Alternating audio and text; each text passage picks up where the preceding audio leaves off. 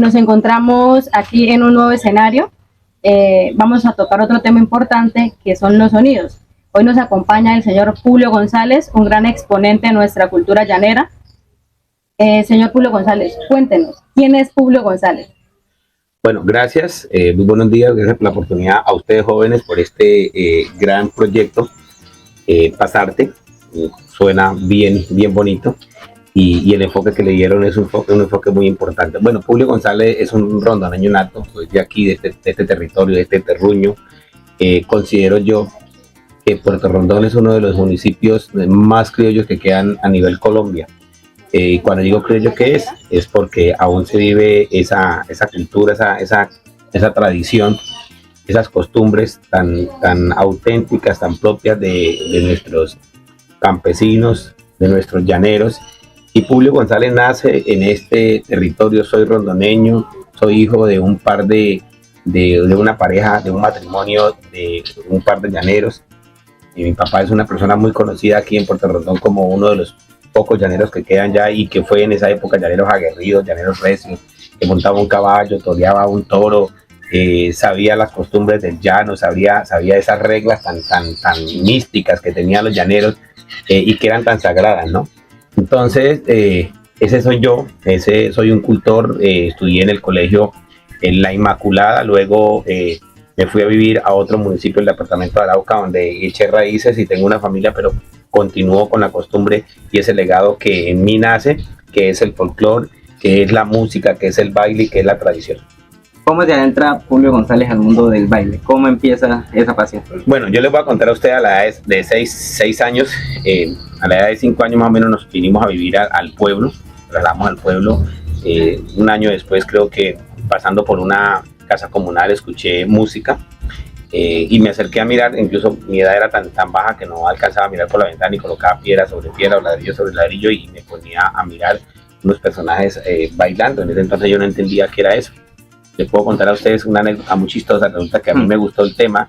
Yo más o menos sobre la misma hora me volaba de la casa y me iba a ese lugar que es donde hoy en día es la alcaldía municipal, y me ponía a mirar a la gente mover el esqueleto, no sé, me llamó la atención la música y lo hice por varias ocasiones. En una ocasión de esa y la última que fui, me habían botado los ripes. Seguramente la señora que hacía eso todos los días, el muchacho le colocaba los ladrillos a esta, que aburrió a la señora y me botó esa vaina. Entonces yo ya no pude mirar por la ventana. Al frente había, me acuerdo tanto, había un palo de mamoncillo. Me encaramé el palo de mamoncillo y me horqueté en una de las ramas de la horqueta.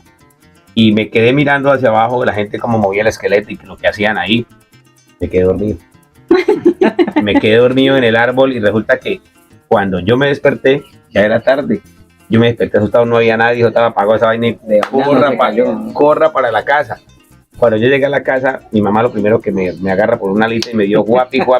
Entonces yo entendía que eso era malo. Que yo pensé que mi mamá me pegaba era porque yo ya estaba mirando eso y entonces yo creí que ese tipo de cosas era malo.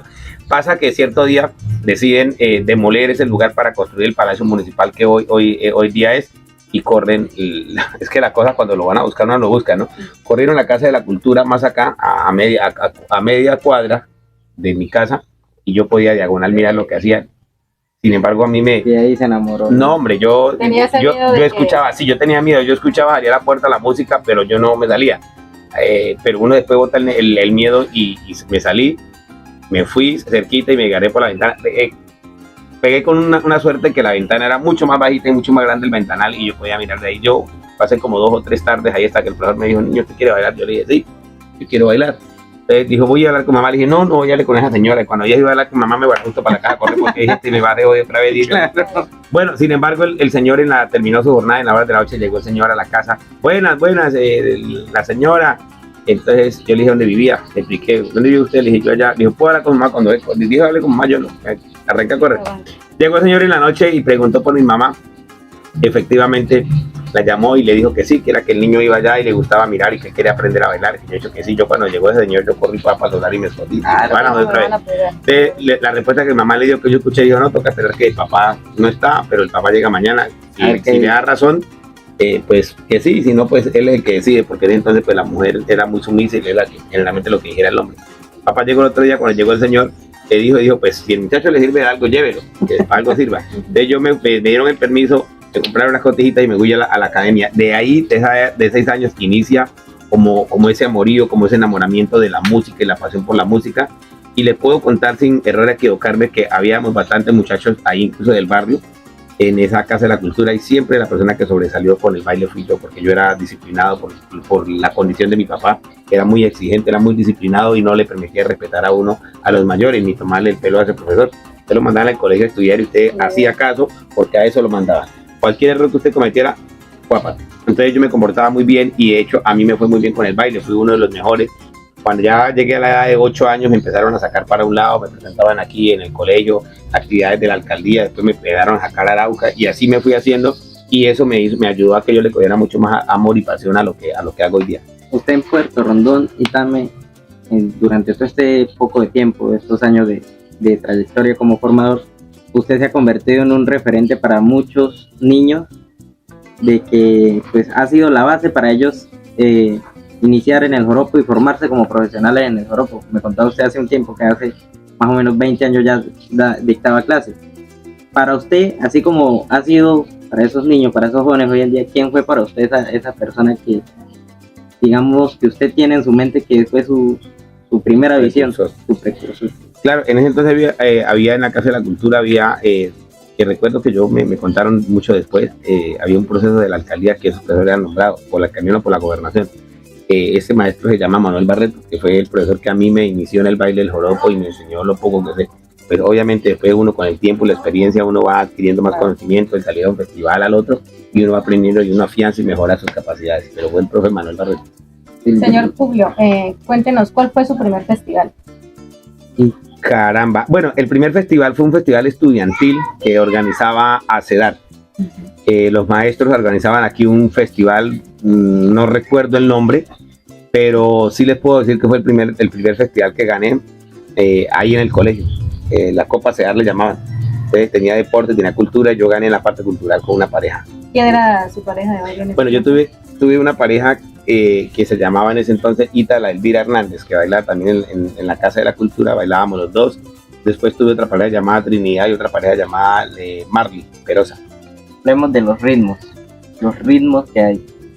Bueno, el ritmo identifican a esos sonidos hermosos, preciosos, que de una u otra manera, digo yo, que clasifican la música en ciertos aires. Y cuando hablamos de ritmo y hablamos de esos aires, te puedo decir que con el tiempo aprendí que la música en general la podemos clasificar en tres ritmos. Entonces, porque golpes son muchos, ¿no? Sí. Hablamos de ritmo y hablamos del ritmo de vals pasaje, golpes y joropo. Entonces, si juntamos, yo pienso que nos daría 3, lo que pasa es que el vals no se baila, la tonada, el vals, el pasaje y el joropo. Entonces, el vals, la tonada, pues es algo que se recita, se declama, sí, más no se baila. Ya lo que tiene que ver con el vals o el pasaje es un ritmo de decadencia muy suave, mucho más acelerado un poco que la tonada, y posteriormente vienen los golpes. Dentro de los golpes hay muchísimos golpes. Uno dice, por lo menos cuando el músico le dice, el cantante le dice, jálemelo en golpe de periquera, por decir así, porque anteriormente no se ponían a decir si es mayor o menor, no, le tocaban el golpe de periquera y lo cantaba claro, el arpista generalmente eran personas empíricas y sabían la forma y la estructura cómo se tocaba, pero pues no le hacían si era mayor o era menor.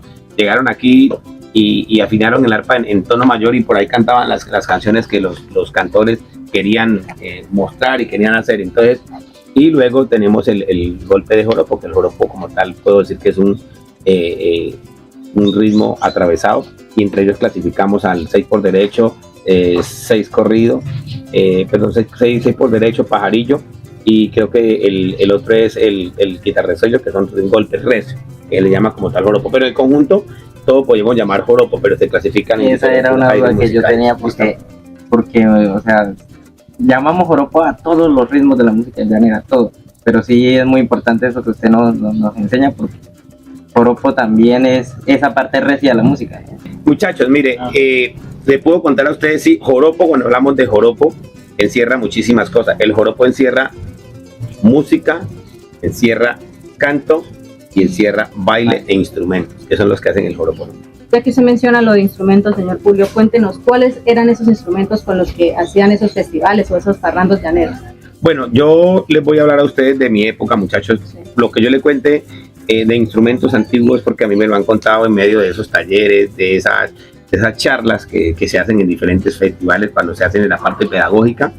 Anteriormente se dice que se bailaba a cuerda de guitarra, a son de guitarra o acompañamiento de una maraca. Posteriormente surge el 4, surge la bandola, luego surge el 4, que es un instrumento que se dice que es netamente venezolano, y las maracas que se le atribuyen a los indios, a los indígenas, que maracus, crean la maraca. Posteriormente llega el arpa. El arpa es un instrumento griego que llega con los conquistadores en la época de Cristóbal Colón y los jesuitas, como la guitarra, y se le hacen algunas adaptaciones a estos instrumentos aquí en los llanos, por decirlo así, como el instrumento el 4, que fue una copia de la guitarra, pero pues se atribuye que son los hermanos venezolanos los autores de este gran instrumento. Pero generalmente la música se hacía anteriormente con guitarra, posteriormente se hacía con bandola. Aquí en Colombia podemos decir que Maní es la tierra de la bandola, donde no se conoció el arpa, y el festival se llama el Festival de la Bandola, y se toca el festival todo con bandola, al ritmo de bandola. Por ahí cuando llegan esos invitados especiales, esos artistas que tienen nombre y renombre, pues ellos llevan su conjunto con arpa, pero el festival y todo se pasa con bandola. Posteriormente se habla de que el arpa se dio a conocer en Arauca por un personaje muy colombiano, David Parales, que fue una de las personas pioneras que aprende a ejecutar el arpa y la lleva posteriormente con la edad de 12 años al Meta, y en el Meta conocen el arpa gracias a ese araucano que se llama David Parales, que a la edad de 12 años se paró en la plaza Centauros y empezó a ejecutar el arpa, y eso llamó muchísima la atención. Entonces, pero el arpa es traída por los españoles, por los conquistadores, y puedo decirle a ustedes que entraron por Venezuela y posteriormente pasan por Arauca, y así se va extendiendo la música hacia esas otras regiones llaneras, como es el Casanare, el Meta y el Bichada. Hablando de esos instrumentos llaneros, ¿cómo se les llama a esas personas que los realizan, a esos artesanos que realizan los instrumentos? Bueno, se le puede llamar aquí se le llama la persona que hace los instrumentos, el instrumentista, que es el que elabora, el que diseña a estos instrumentos. Algunas personas le llaman, no, que el señor que hace el 4, el que hace el arpa, porque pues, generalmente conozco acá y pasa que las personas, sí, los carpinteros, los ebanistas, las personas que elaboran, muchas veces se dedican a elaborar únicamente 4 y tal vez bandola, pero no elaboran arpas. Como hay otras personas que sí elaboran todos los instrumentos completos de la música llanera, el arpa, el 4, la maraca, por decir así, instrumentos que tienen caja de resonancia.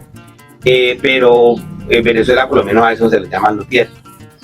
Bueno, le agradecemos al profe Publio, gracias por esta oportunidad que nos da de escucharlo y pues, de compartirnos sus conocimientos como cultor, como bailador de joropo. No, Edil, Lorena, Joanestide, muchísimas gracias a usted por esta invitación, y gracias a don Fidel que nos presta este espacio para tan fresco, tan chévere, para poder hablar de lo que es el joropo, sobre todo de este proyecto que se denomina Pasarte, y hablar de los sonidos, ¿no?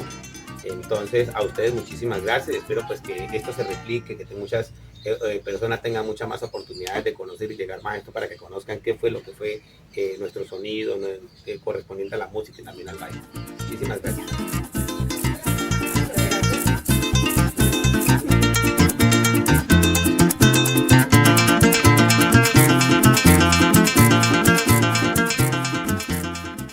Colombia, potencia de la vida.